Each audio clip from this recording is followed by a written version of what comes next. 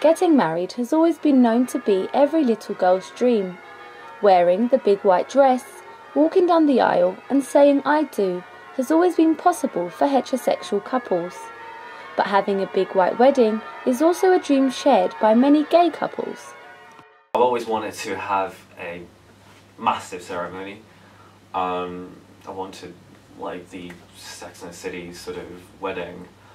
Despite the same-sex couples bill passing the second reading with 400 votes in favour to 175, due to current legislation, gay marriage is not possible.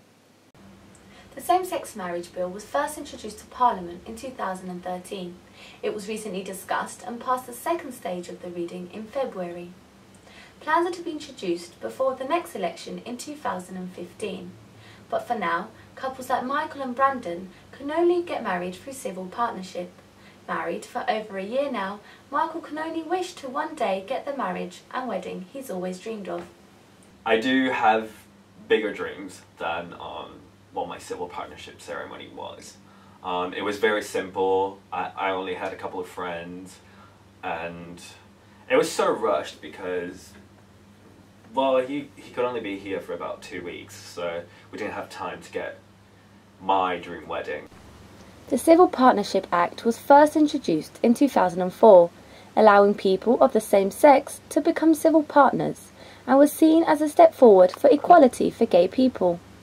But those against the proposed same-sex couples bill argues that civil partnership for homosexuals is enough. Depth of feeling, love and commitment is no different between same-sex couples than opposite-sex couples. But amongst those in favour of the bill, like Maria Miller, believes that a legal partnership is not perceived the same way and does not have the same promises of responsibility and commitment as marriage. The thing is, when it comes to serious things like marriage, we do want the same thing.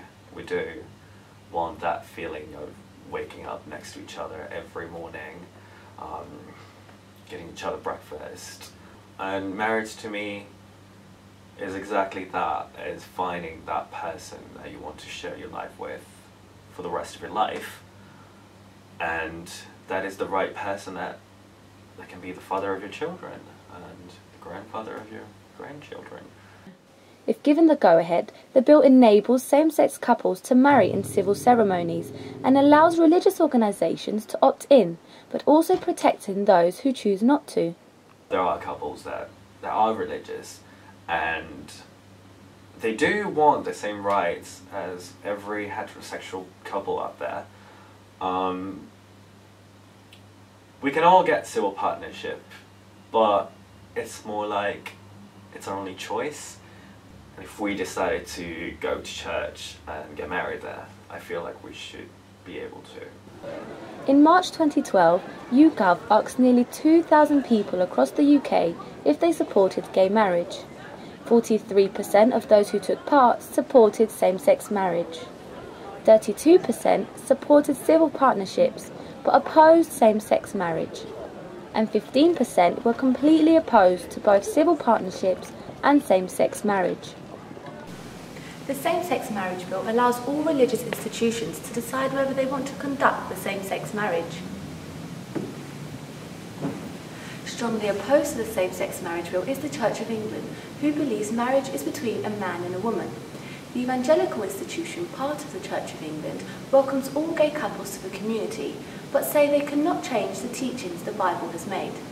We would very much want any gay people who came to our church to feel accepted and welcomed and very much loved and part of our community, and that would be very important for us. But Jesus, in his teaching, very clearly spells out that marriage for a Christian is to be between one man and one woman for life. During the second reading, briefing from the Church of England explained that they cannot support the bill because of its concerns for wider society. The government has announced their good intentions by including provisions in the bill which protects churches from discrimination challenges. Despite this, Pastor Eric is worried this legislation could end up forcing churches into gay marriage, even if it is something they don't want to do. He believes the bill has wrongfully included the Church of England as a whole, leaving out some institutions which might have been willing to perform gay marriages. The things is that the government have dealt with the Church of England as a single organisation, and so they've said, for example, that under the same-sex marriage bill, the Church of England will be barred from doing same-sex marriages, but that actually creates all sorts of problems because the liberal wing of the Church of England will be very happy to do them. And it's the evangelical and the Catholic wing who, whilst in no means being anti-gay, would feel that it wasn't right for them to do same-sex marriages.